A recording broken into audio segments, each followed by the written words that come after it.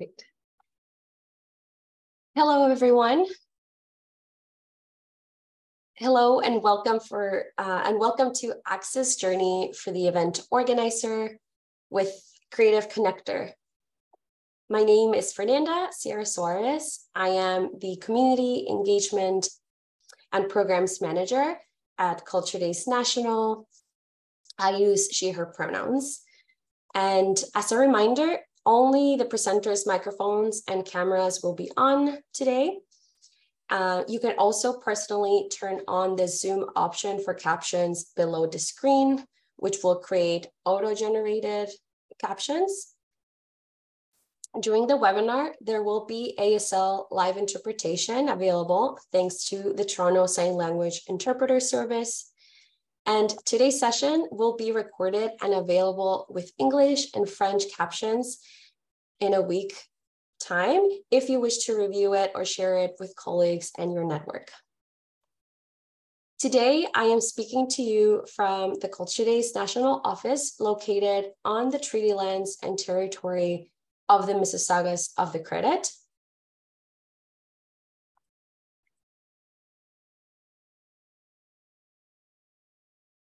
And the traditional territory of many peoples and nations, including the Anishinaabe,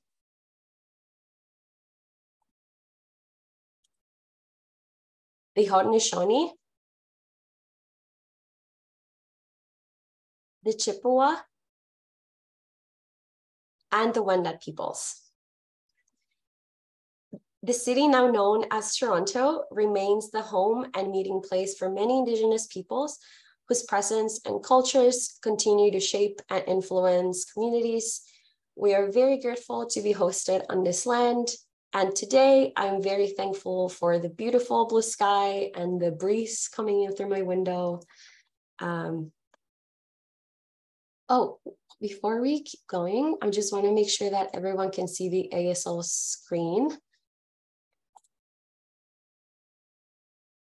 Okay, I think it's good now.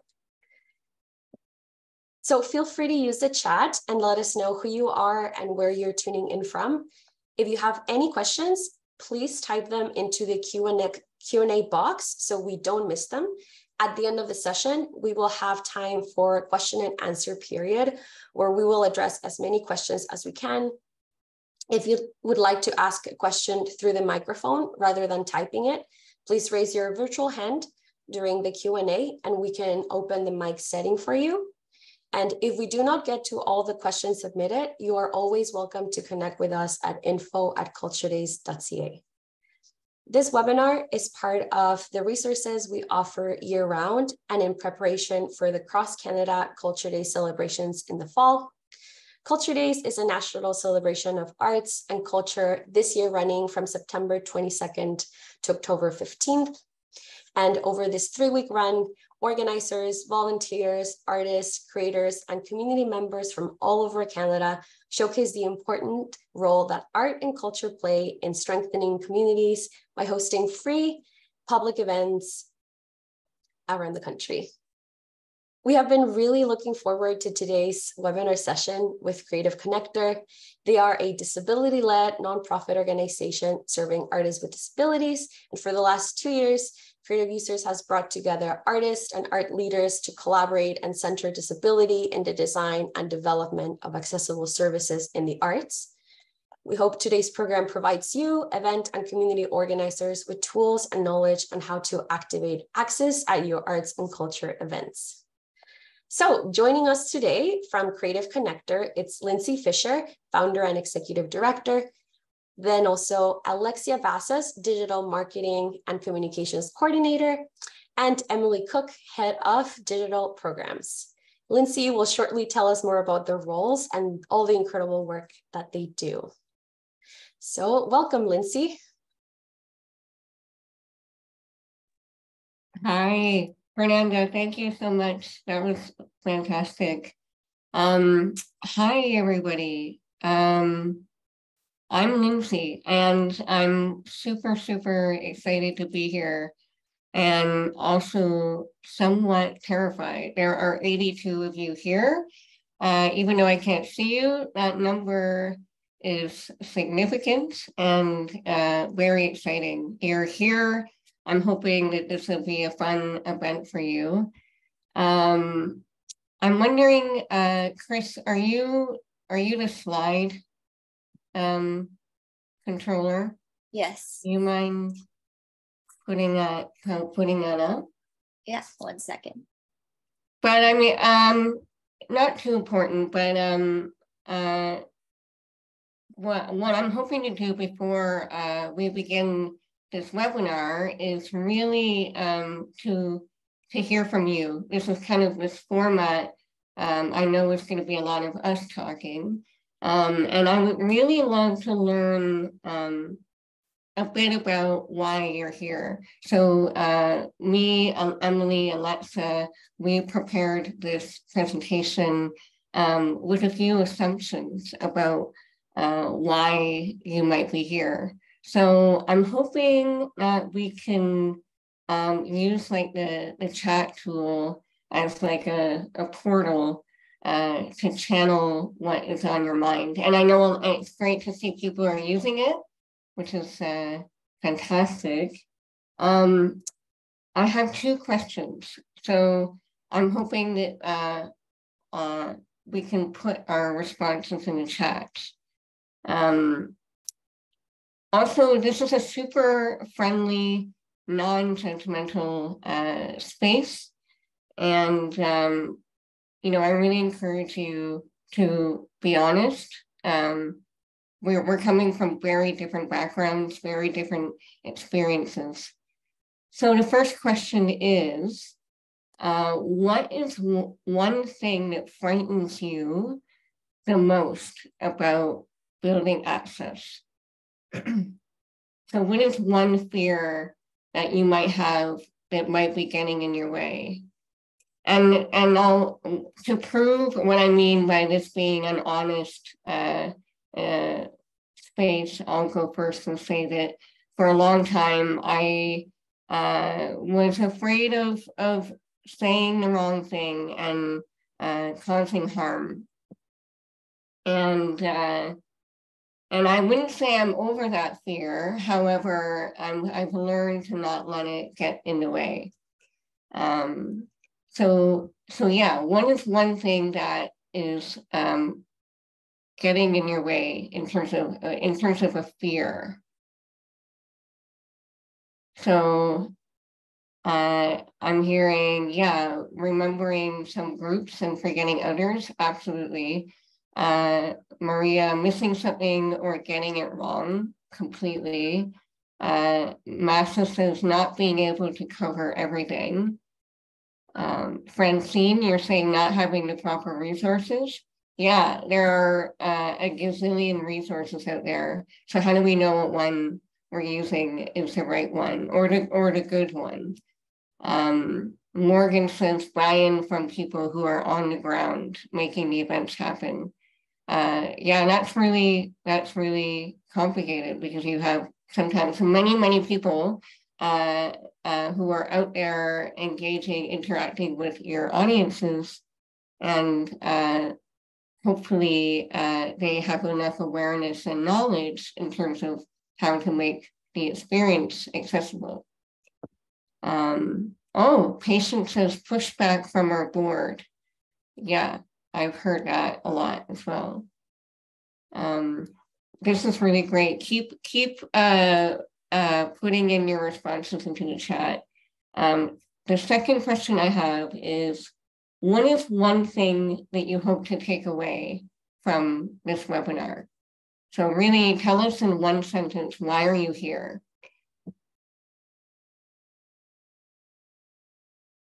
Masha says resources. Yeah. To learn options from Pearl, for sure. Justine, best practices. Yeah, Jenny, I'm really glad you're saying creative new approaches, and that's what we're really excited to share. And Deb is saying to learn more to support communities post-disaster when rebuilding. That's great. This is fantastic. Thank you, everybody. And this is really helpful for us, acknowledging that we're probably not going to be able to address all of these questions or challenges, but this is incredibly valuable for our team to tomorrow, I'll wake up and I'm going to look at all of these responses from people to get a better understanding of what people are feeling and thinking and doing out there on the ground. And how can we at Creative Connector design our resources and services in a way that might better support you. So I'm really grateful for your feedback on those questions. So what do we, I'm gonna go ahead, I'm gonna move on. So I'm really excited to be here. I'm Lindsay Fisher, as Fernanda said, I'm the founder of Creative Connector, and I'm calling in from Cataraqui, also known as Kingston. I think there's some people here from Kingston, which is exciting to see. And I'm here with Alexa Vassos, who is our marketing communications coordinator. And she'll be talking a bit about how we can proactively make communications and marketing accessible. And that's a big topic because right now everything is digital. How are we communicating what we're doing to people online? And how are we doing that in a way that's accessible? And then we also want to address a little bit about the reality that not everybody has access to Wi-Fi or computers. So we hope to talk about that a bit too. And I'm also here with Emily Cook, who is our digital programs manager, and she's going to share some of her thoughts around what might go into designing an event and how we might think ahead in terms of all of the things that we can think of, and also like the priorities of what we can think of. And then really why I'm here is I think it speaks into the title of this webinar. I'm really here to talk about this idea of an access journey and what that means. What does that look like? Why do I love it? And hopefully it'll inspire you to, if you're not already doing something like this, maybe it'll inspire you to give it a try. So when we sent out the invite to this event, we asked your feedback. What are you most interested in looking at? And the question that got the most clicks was, where do I start? And this is a big question. And I think that the slide that you're looking at right now, which is an emoji of a very nervous looking facial expression with the words "access is big." And I hope I'm not alone in feeling at times internally this feeling, which is like, there are an enormous amount of ways that people can feel excluded unintentionally. And it's really it's enormous. It's socially, it's culturally. How are we designing our spaces and experiences in ways that really address all experiences and all needs? If our goal is to make things accessible to everyone, is that possible? And how on earth can we do that? And I think that question is really what inspired me to start thinking about this idea of human-centered design. And Chris, if you go to the next slide, if nobody here, or if anybody here doesn't know what human-centered design, it's really a framework that embraces models of working that uses our creative capacity and problem-solving capacity to create solutions to big problems. So the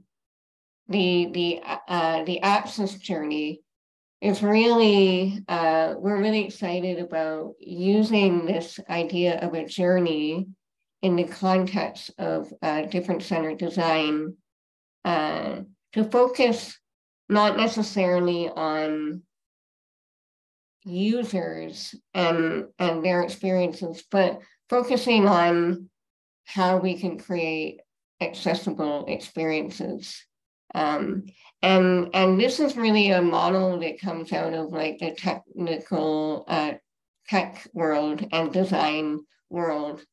And we were really excited as artists and on our team to kind of play around with that phrase and replace the human with the difference. So if you go to the next slide, Chris. This is a very, very, very quick example of what an access journey might look like. And I mean, there's many, many tools that, online. You can play around and change this according to makes most sense to you. But really, the purpose of a access journey is a tool for mapping out ahead of time what the phases are for planning an accessible event, what you're feeling, what you're thinking, what you're doing, what are the barriers that are getting in your way, and then to work with your team in a way that is creating solutions to some of these barriers. And what I love about this, about the access journey, is that it doesn't come with a checklist or like a standard for everything you need to do. It's really about, it's a tool for you to customize and to design with your team that makes sense for you and the limitations that you're dealing with. So not all of us are working in, you know, at the National Art Center. So we might not have that amount of resources at our fingertips to work with. So given that each of us are coming from very different backgrounds and limitations, how can we actually identify what those limitations are and start to problem solve with our team to create solutions that are realistic for you and your team? So I realize I'm talking a lot. So maybe we can, I'll just skip ahead so that we don't run out of time. But Chris, if you can go to the next slide. What is really key to building an access journey are three different mindsets. The number one being a proactive mindset.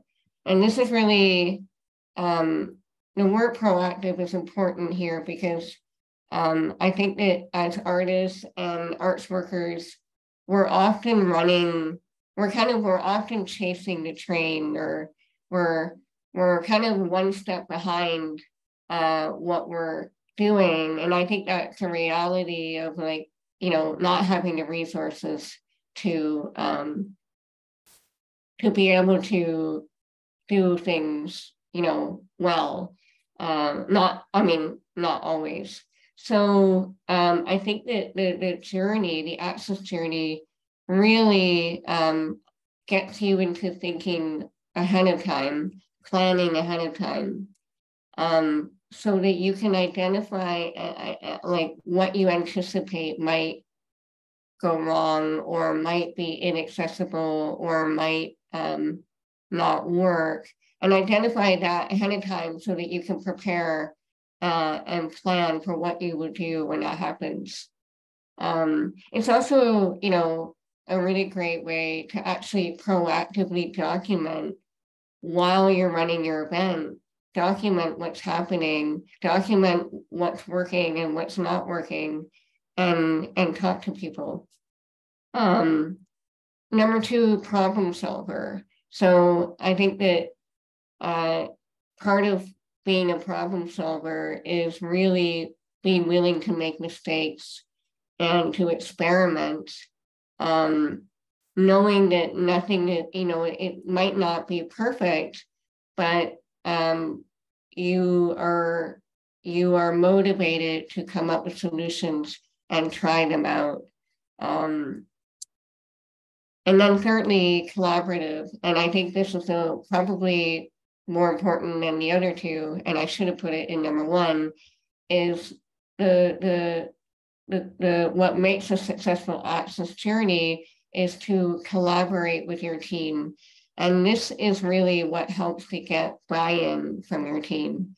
It can be your board, it can be your volunteers, it can be anyone that you're working with to meet your access goals, work with your team on your journey, and actually ideate together, brainstorm together, identify what each of the barriers are, what everybody is thinking and feeling, and actually start to tackle some of these like challenges together as a team. And I think that people naturally, we are more motivated to activate something that we're a part of designing and creating. So I'm going to stop there. Hopefully I haven't talked too much. I want to pass it to Emily now, who is going to, so if you go back to the access journey, Chris, if you go back one, or sorry, go back. No, not forward. Yeah, so what we've done is we separated this particular journey into 4 phases. And Emily is going to share some of her thoughts on what we might consider in the planning phase, and talk a bit about some of the challenges that we get or that we hear from people, including some of you, and how we might address those challenges. So, Emily, do you want to jump in? And Chris, you can jump forward if you like to the 2 or 3 slides ahead, the planning slide. There you go.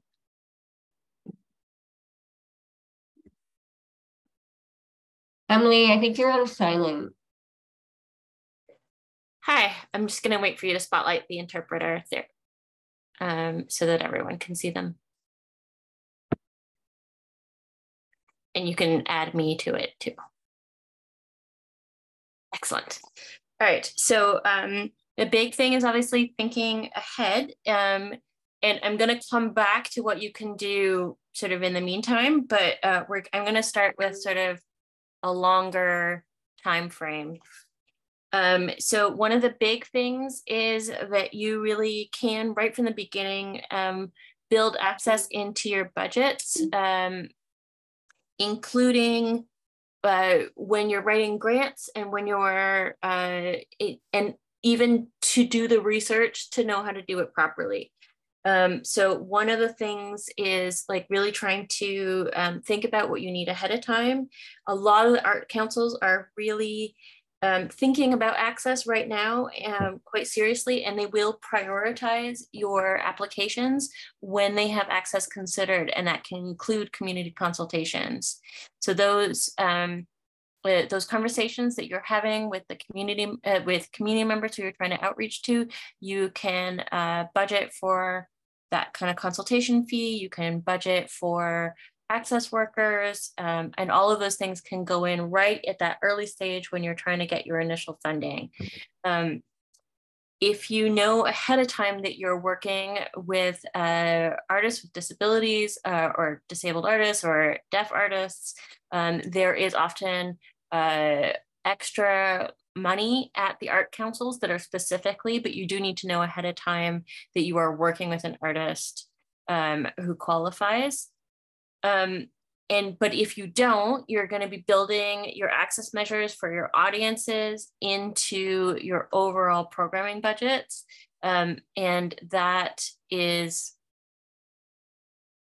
and that is a huge boon. So a lot of those, if you're looking at Canada Council, a lot of times you'll see sort of that, like, on average, people get $60,000 from that grant. And in my experience, when you have planned for access measures such as audio description and ASL interpretation into your budget, you are more likely to get over that kind of base amount because they are accommodating for that budget. So it's just sort of worth kind of thinking about. And you can budget in for awareness training for your whole team. You can you can hire community consultation from people from within the community. Creative Connector is a really great resource of people who do offer that kind of consultation.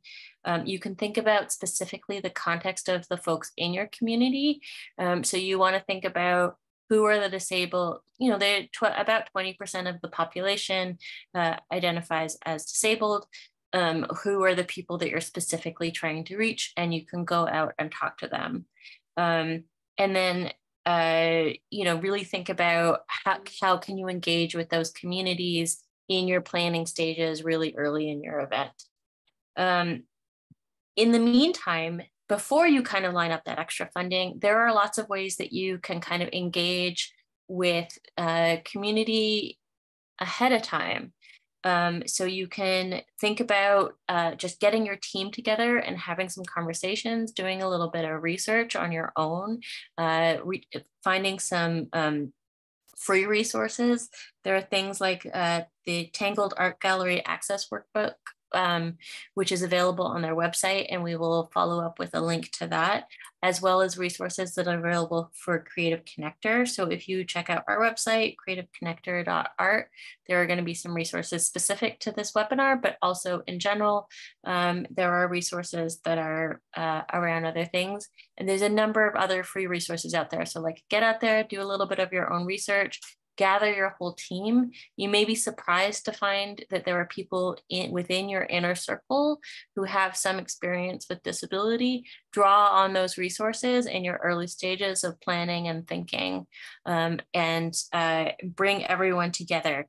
The more you can kind of share the work and draw from kind of a variety of experiences, the deeper and more kind of fulfilling the journey will be. And you have to just kind of keep remembering that this isn't like a one-time fixed thing where you're not going to fix your accessibility in one go. It's going to be an iterative process. You have to start somewhere. You have to be willing to make mistakes and then come back from those mistakes and rebuild trust with the community. And a lot of that is really just keep talking to people, keep getting feedback.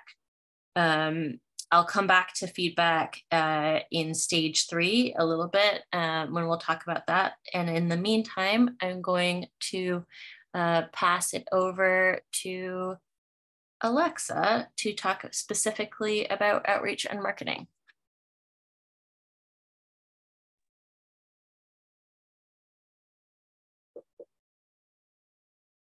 Alexa speaking.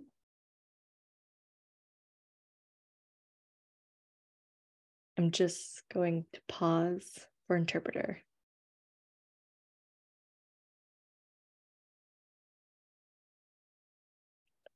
Okay.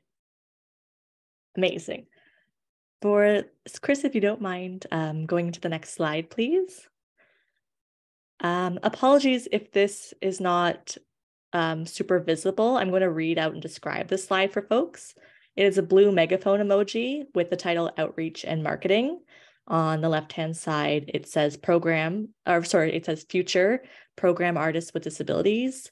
And then today, make your communications accessible, digital and non-digital. So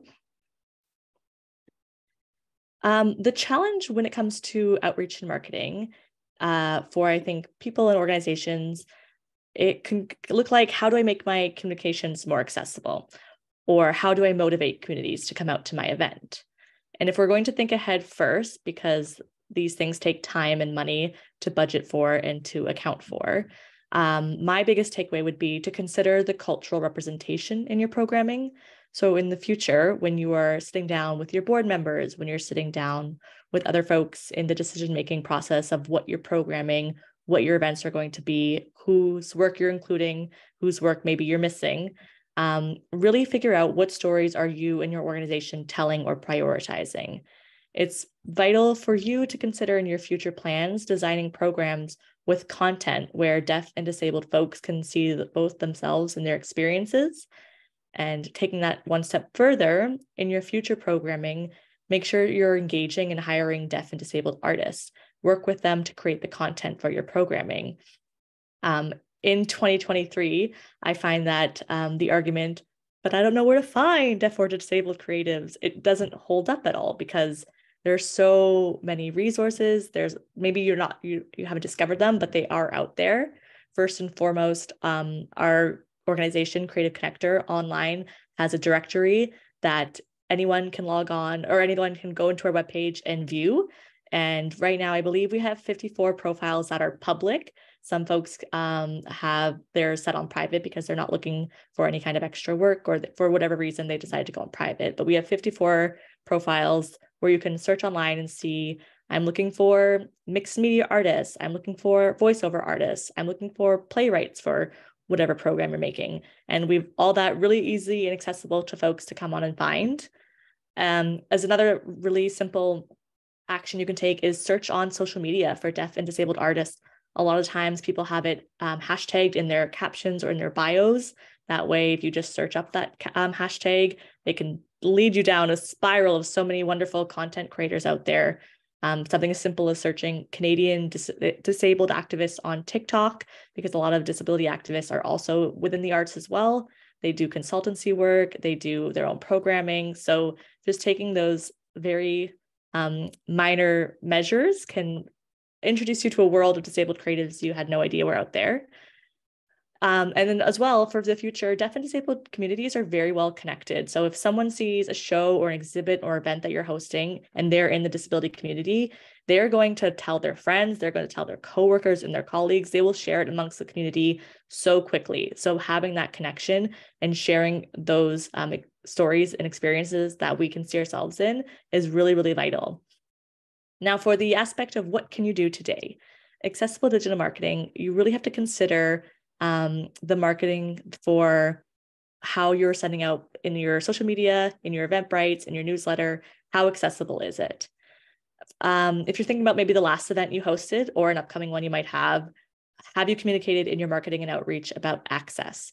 So this could be specifically something super simple that you can add in today for maybe an event you have next week, a month from now, is just an access line. And that can be literally labeled accessibility or access features. And in there, just include everything that you have. Maybe your venue is wheelchair accessible. Maybe you have ASL interpreters, or maybe you can provide ASL interpreters upon request. Write that all in your accessibility line. What's also very important and key is to note what you don't have. Sometimes people, I think, are afraid to post that because they're worried it looks like we have nothing, we have less, we're not prepared, or we're not good allies. But putting what you don't have is equally as important, because then someone can decide whether or not they want to go. Maybe your venue is wheelchair accessible, but the washrooms are actually only available with stairs. So someone can decide, you know what, I'll make sure I don't have to go to the washroom and attend the event and just leave if I have to. They'll come later on in your event, or they'll decide, you know what, I'm going to stick this one out. But they have that information beforehand. So noting what you do not have at your event is just as important as noting what you do have. The next thing, and make sure when you're considering how you're marketing, how you're outreaching for the digital spaces, are you including the disability community as an audience in your marketing? So for that, in that sense, I'm talking about having the access features line, which I just mentioned, making sure all your images and your graphics have alt text or image descriptions, making sure that if you're using any sort of videos or audio components, there are captions in them.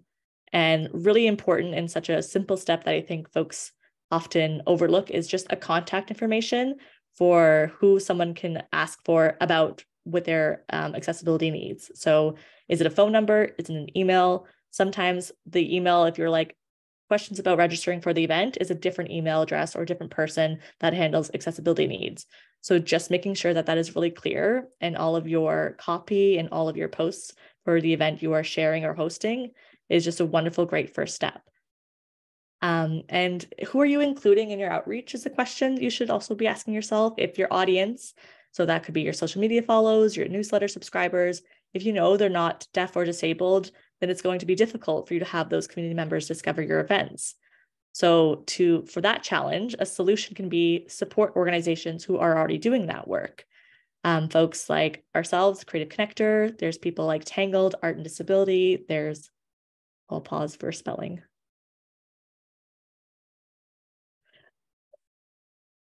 The Disability Collective. These are all groups that are disability led and have a really wide number or large number of followers that are disabled, that are deaf, that are part of that community. So support their work and collaborate with them in building that kind of community. And then through those connections you're making, you're, like Emily mentioned, you're building trust, and folks from the deaf and disabled community will then discover your events, hear about them, start following your own accounts, and be involved within the work. There was one question slightly related to outreach, but specifically with jobs and volunteering and how we make those more accessible to the community. That came in through the survey. So I wanted to just address that with questioning with yourself, what do your submission forms notices look like now? I know when I'm looking for opportunities to post in our newsletter, a lot of the time it's just asking for submit resume and cover letter, and that's sort of the end all be all. So I encourage you, if you have the capacity, if you have the resources, to include a variety of options. Google Forms, ASL videos are acceptable.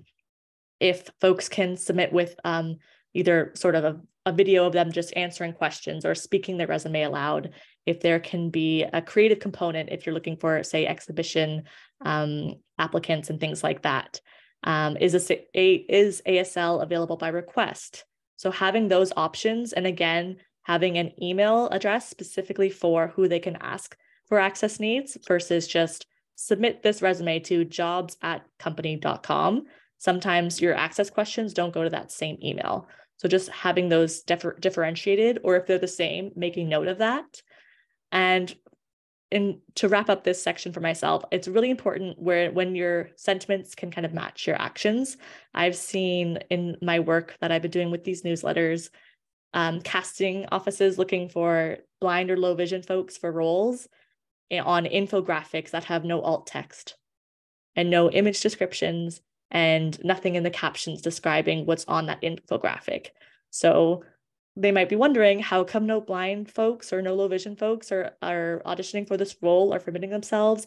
It's because the actions aren't matching the intentions. You got to be really aware of how accessible your content is and the folks you want to engage with it. And I will pass it along to Lindsay now to speak about the rural communities in the marketing and the outreach for folks with areas that live in areas with limited Wi-Fi, limited computer connections. And that is the end of my thought. Yeah, thank you, Alexa. It is an amazing thing to acknowledge that in this highly digital time we're in, that, yeah, not everybody is online. So how do we reach those people? And I remember it reminded me, you know, a job I did for a festival like 10 years ago, when we were digital, but maybe not as much now. But there was one event where for 2 days, for 8 hours a day, I just sat at the phone and I went down a list of community organizations, disability service organizations. I just sat for 8 hours. I just went down the list and I called. And I talked to them about what we were doing and got them to put it in their newsletter or share with their community. And that was enormously effective. The event, there was an incredibly large turnout of people, and it wasn't because of social media. It was because of you know, spending 8 hours for 2 days calling all of those organizations. So that might be a solution or an approach to that question, is how to reach people who are not online. So maybe I'll pass it to Emily now to talk about the last.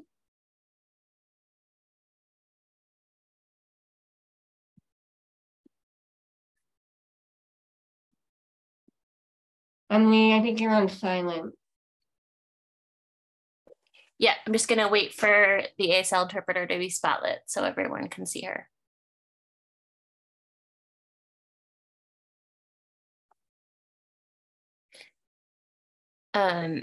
Okay, great. So one of the things that I think a lot of people find really challenging is not knowing whether you're doing it right. So one, and also getting feedback from the community. So the way that you find out if you're doing it right is obviously to ask the community, but it can be really challenging to get feedback for a variety of reasons. So one of the things that you can kind of think ahead about is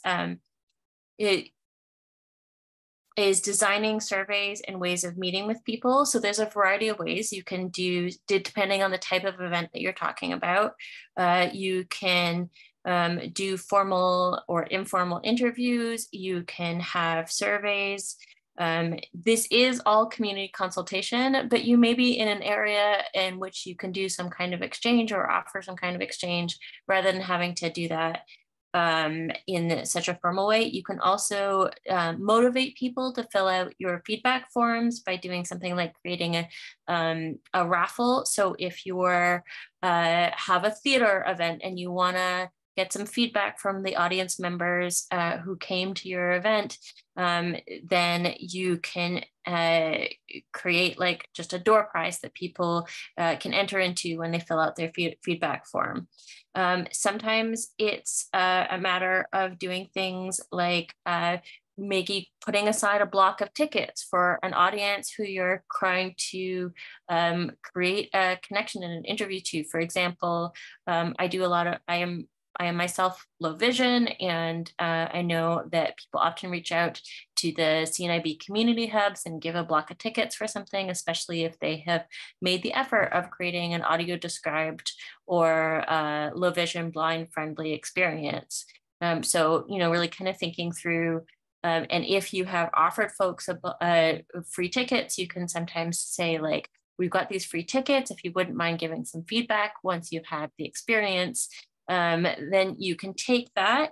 You really do want to make sure that you've put aside enough kind of human resources and time to then also process that information and take that information and iterate from there. Like take it and look at it and think, okay, this is the kind of feedback we're getting. Like we made this first effort around doing audio described a theater experience or art gallery experience or whatever, and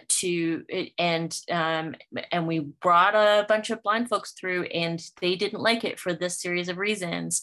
And so the next time around, we're going to do it in a new way. Sorry, slightly off. So this is really kind of speaking to that you need to be looking at it like the consultation keeps happening, right? And depending on your community and the resources that you have available, you're going to be doing that in different ways, but try and be creative in thinking about the specificity of your community and the folks in your community. Maybe you have like maybe you're in a small community that has like a nursing home or an assisted living area place, and there are folks there who are really looking for things to come to, and if you can make your space welcoming, maybe you can go in and talk to folks and ask what they're looking for. All of those things and getting that feedback, and it's stuff that you can write into your granting for your next round. And it looks really great when you have like actual feedback from folks, and you can say that the reason that you want to put your effort in this particular direction is because you got feedback from your audiences that tells you what it is that they are looking for, and what would motivate them to come out to your events. I think that is, yeah, just, and like, again, working with like community partners and families and everyone within your circle. Just talk to people, talk about that this is something you've been thinking about, and looking at research what other people are doing in communities that are like yours. There you may find that there's some really exciting, resourceful things that are happening. And I think that's sort of the end of my thought. I will pass it back to Lindsay.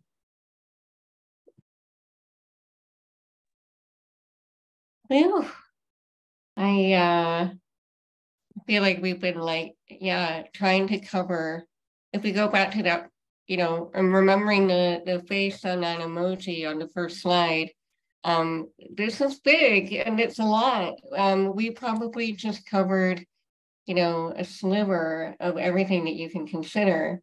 But I think that it's very important to think that these are really the key, probably, areas that you could start to think about. If you are asking that question, where do I start? So if we could go, it's 2:50 now. If we could go to this slide, I am gonna invite you to subscribe to creativeconnector.art. There might be confusion, and my apologies. I didn't explain in the beginning of the webinar that Creative Connector is a new initiative that is run by Creative Users Projects. Creative Users Projects is the incorporation, not-for-profit, disability arts organization, and Creative Connector is really the thing that we are doing. So if you want to get involved, please subscribe to creativeconnector.art, not creativeusers.net. And there are a few ways that you can get involved. You can just subscribe for free, just to get updates about what we're doing. And if we're having a webinar, you'll get an update about that. You can also become an allied member of Creative Connector. And what that means is you would get all these like benefits. You would get a weekly email with like resources related to accessibility in the arts. You would get a monthly issue of the Disability Files. which is a series of personal letters written by artists with disabilities in response to honest questions about access. And then another way you could get involved, and this is something that's coming soon. It doesn't exist today, but we're going to be starting it in the fall. And it's an online, we're calling it Creative Connector Ally Hub. And it will be an online Slack community for teams and organizations to come in, get involved. It'll function as somewhat like a helpline for you to be on Slack with our team, ask questions, get advice, hear from your peers and share resources with them, or share strategies that you might be thinking of. A lot of this work will be you doing that designing solutions work, and I think your doing that work is enormously valuable to arts workers, everybody here in this webinar. So let's all get together on Slack and share what we're doing. How are we meeting these different challenges? So I encourage you to go to creativeconnector.art/Ally Hub and learn more about what that looks like, and sign up. It doesn't exist yet. It'll happen in the fall, but just sign up so that we can send you more information about when we get it up and running. And then finally, if you go to the last slide, I will say we have a little promo discount gift for everyone here. If you go to creativeconnector.art/culture days, you can, if you want to access bear with me here. This is a book that we created a year ago. And it might not be, if you are not working in the film industry, you might think that this is irrelevant to you. However, this book, The Film Festival Guide to Access, it is full of useful exercises and tools for you to start creating an access journey. And I don't think you need to be in film to get value from this. There is a blank template in here for creating an access journey. So even if you, just for that, it's really handy. And there's also instructions on how you might get your team together, how you might facilitate a session, like an ideation session with your team. So I encourage you, if you go to creativeconnector.art/culture days, there is a promo code there for you to sign up and get a discount for one of these, and we'll send it to you in the mail. So that is it. That's my final spiel. I think we can now go to questions. Amazing. Thank you so much, Lindsay, Emily, and Alexa, for sharing all your amazing knowledge. You've helped answer mine, and I'm sure many questions about access, and the chat was going amazing. So thank you everyone for your amazing contributions as well. We don't have too many questions actually from the Q&A. I suspect you did an amazing job answering them. But let me go through a few that we have from before. Just give me 1 second while I get Emily set up here.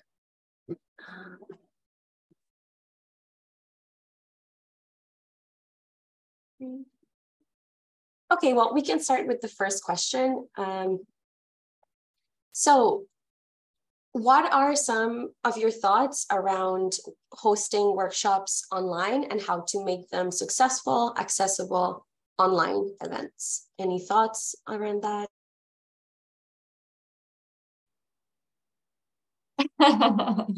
Well, I feel like we can do an entire webinar just about that. And I mean, it's such a like fresh topic because I think we're all still trying to figure out how to do it in a way that is accessible. And I mean, there's so many things to consider. So I don't know how I would summarize what you can do. Yeah. There's so many things. Yeah. I do appreciate what you mentioned about the emphasis on consultation, emphasis on collaboration, asking community what those requirements are. Yeah. Emily, what do you think? Is there one thing that you might say about that? My internet glitched, so I actually didn't hear the question. Oh, no problem. Well, that's ironic. Yeah. I'm guessing from context of the answer, I think that probably it's more, it's so specific to each organization, then I think that it's really, I think it's really important that there is no cookie cutter solution to these things, right? That there is no wrong place to start. And really, like, you can either start by reading or you can start by talking to someone. Like, it's not, there isn't a cookie cutter place to start, I'm afraid. I mean, I will say from one thing is that you know, I find that online, online workshops or events are a completely different experience. So I think that they're very taxing on people. I think that it's just not a natural thing. I think our physical bodies cannot handle like a long duration online.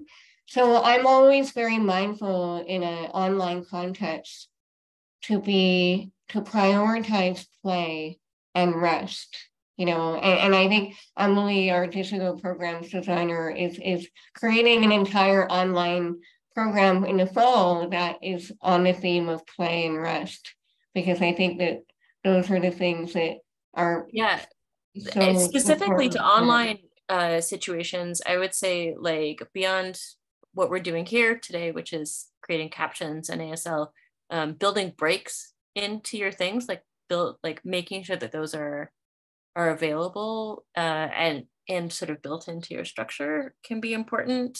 And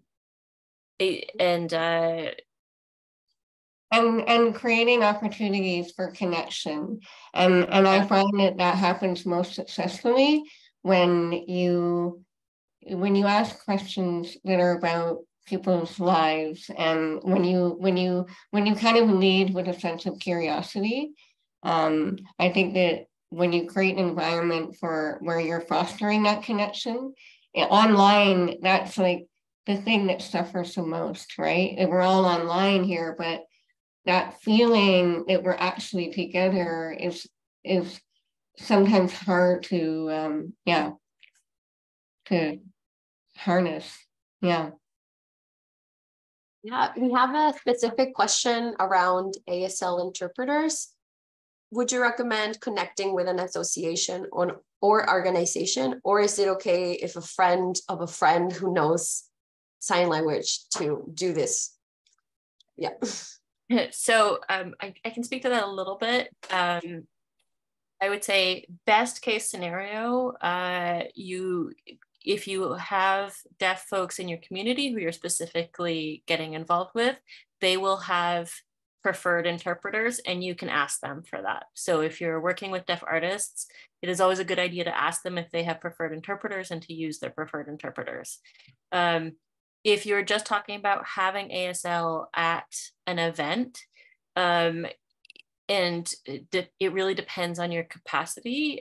Building relationships with ASL interpreters is a long-term commitment, and that might make sense for your organization. You can reach out. There are lists available through the professional associations, but an ASL interpreting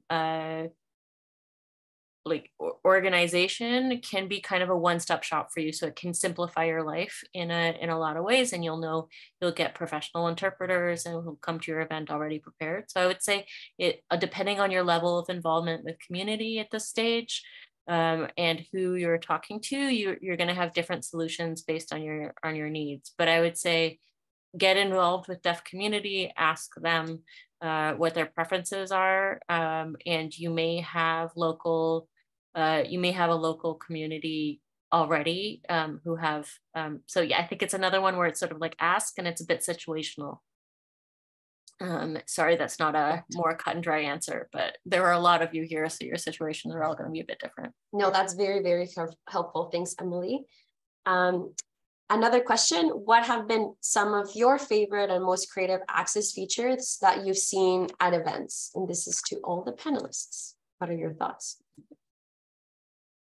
Can I take that? Because there was one that I wasn't expecting, which is actually just around like live interpretation, live audio description.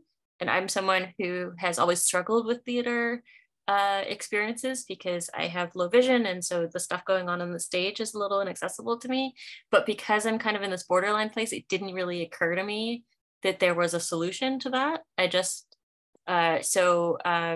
live interpreting, and it's such an intimate experience. And I know that this is maybe like, but kind of not, it's not like a super, but sometimes it can be just an intimate experience of like someone describing stuff to me in my ear. So it couldn't just be like a person who's sitting next to me and describing things that are happening that I'm missing. And so it's not necessarily this professionalized experience. You can have that with like the radios and the person who's in the back and describing things, but it can just be a matter of like someone sitting next to me and being like, oh, you know, you missed that they put on a fake mustache, or like whatever, that kind of thing. Can be like a kind of fun and intimate and sort of like playful way of experiencing stuff that provides access for me. And does anyone else got kind of fun things that have happened? Lindsay? Alexa speaking. I didn't use this access measure, but Dieter Pass Marai, which is, I'm going to wait for spelling,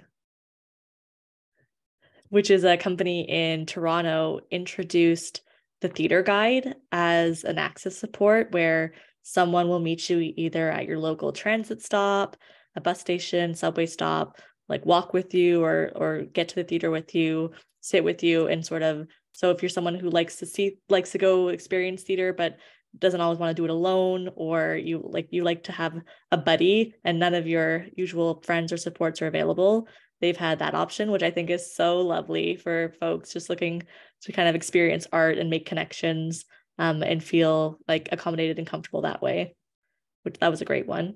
End of thought. Those are awesome. Thank you for sharing. I think we'll get to one more question, but again, as a reminder, anyone that didn't get to ask questions, if you'd like to connect with us, you can certainly do so via our email address or also with Creative Connector. I will reshare links and contact info in the chat for all of you. Last question for now. So certified deaf interpretation versus ASL and Black Sign Language interpreters. It's been a point of conversation for some folks. What are your thoughts on how to determine which is more appropriate for which event or space? I know you kind of mentioned already, Emily, about discussing with the folks that will be attending, but any thoughts? I mean, that's a very cultural question, and I would tend to defer to someone from the deaf community to answer that question.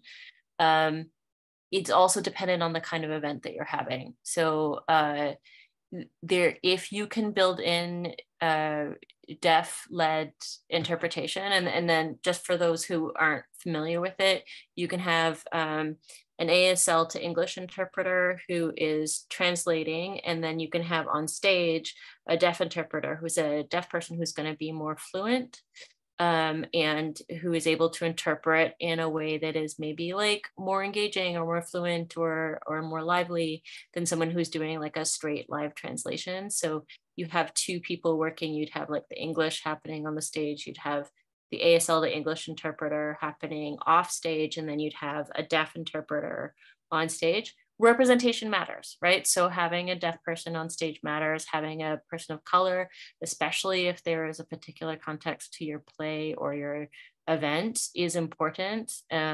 All of those things matter and are very important, but they do take more resources and more planning, and you have to plan those things ahead of time in your grant and make sure you've got those things lined up, and including the consultation to make sure that that's integrated in an early enough stage in your event or your performance so that it's integrated well and people have enough time to do good translations. And there's a whole field of amazing things that are happening around this kind of work that I am definitely not an expert in, and we can certainly put you in touch, and there are listed in the directory folks who that is their expertise. So I would consult with people for whom that is their expertise to really answer that question properly. End of thought. Great, thank you so much. Yeah, I think that wraps up the webinar for today. Again, thank you so much, Creative Connector, for everything that you shared today. It'll be planning, promoting for events much better for all the organizers, event organizers across Canada. So we really appreciate you being here today with us. A reminder that the recording of this webinar will be sent to all of you next week, and then it'll also be uploaded in our YouTube channel, and it'll be shared with a written overview of what was discussed and some tip sheets as well. And once again, thank you all for your participation today, everyone that joined and contributed in the chat. Before we just wrap up, don't forget, the best way to stay in the loop with Culture Days news, future webinars, and other update opportunities is through our newsletter. And you can sign up at culturedays.ca/newsletter. And speaking of future webinars, we will be having another webinar September 7th. And this session will be again for event organizers interested in learning specifically in how to make the most of our marketing design assets and templates for that last minute promotion. And yeah, very excited to see you then. Thank you all so much for joining us today, and have a good rest of your week. Bye, everyone. Thank you, Fernanda. Thank you, Culture Days. Yeah. Thanks everyone for coming. Thanks, ASL interpreters. Thank you so much.